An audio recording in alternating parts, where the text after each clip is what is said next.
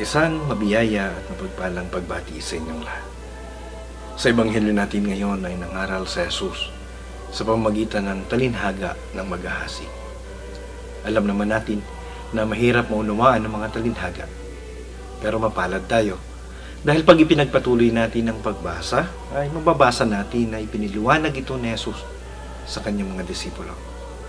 Kaya maunawaan din natin ang kahulugan nito na ang binhi na hinasik ay ang salita ng Diyos na nahasik sa iba't ibang klaseng lupa at tumubo ito batay sa kalagayan ng pagtanggap at pag-unawa ng mga nasika ng binhi.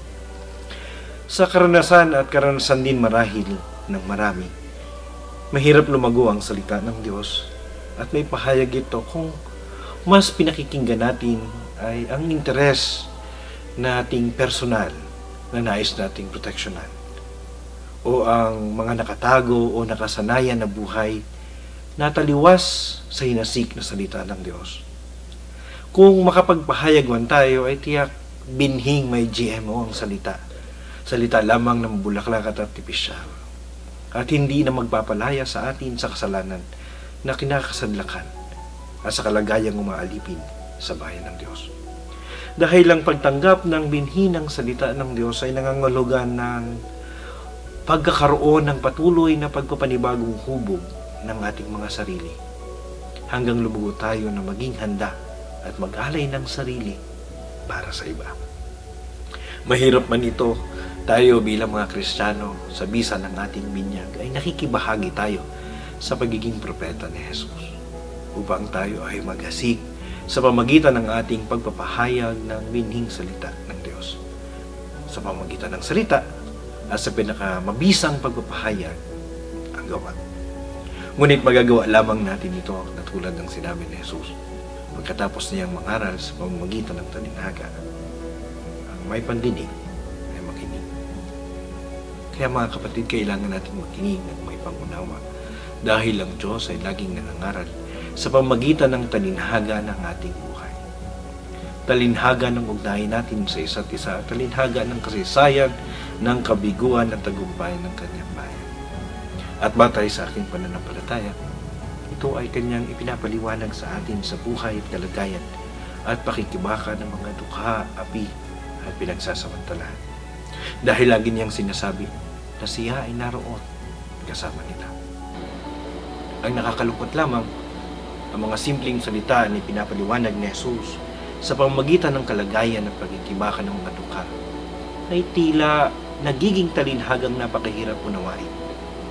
Tulad ng kanilang mga daing na magkaroon ng sariling lupa ang mga magsasaka, mataas sa sahod at ligtas na lugar sa paggawa ang mga manggagawa, maging malaya sa droga at korupsyon ng lipunan, magkaroon ng maayos na serbisyong publiko, edukasyon at kalusugan, at iba pang mga usapin.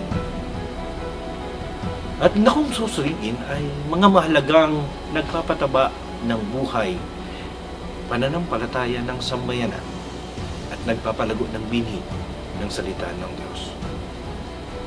Malimit nating naririnig ito sa mga sambahan at lansangan mula sa kanuyunan hanggang kalunsuran. Ngunit kinulong, pinatay at namatay na lamang ang mga nagpapahayag nito at kung ano na ang nakakalasong abono ng karahasan at kapitalistang kaisipan na nagtuturo upang maging makasarili at nagsisilbi lamang sa interes ng mga naghaharing uri na iilan sa lipunan. Ang masamang puwersang patuloy na umaagaw sa binhi ng salita ng Diyos sa kanyang bayan.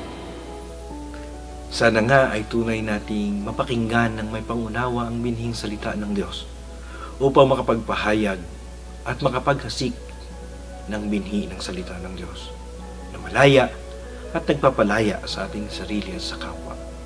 Maging ito man ay usapin sa larangan ng personal, relasyon o ugnayan hanggang sa usapin ng komunidad at lipunan. At upang tumubo at mamunga ito ng patuloy na pagpapanibagong hubong ng sarili at ng bayan ng Diyos, ng isang bagong langit at bagong lupa na nagpapahayag ng kaharian at kadakilaan ng Diyos. Pagpalain kayo at tumubo ang ating pananampalataya na nagpapalaya sa iba.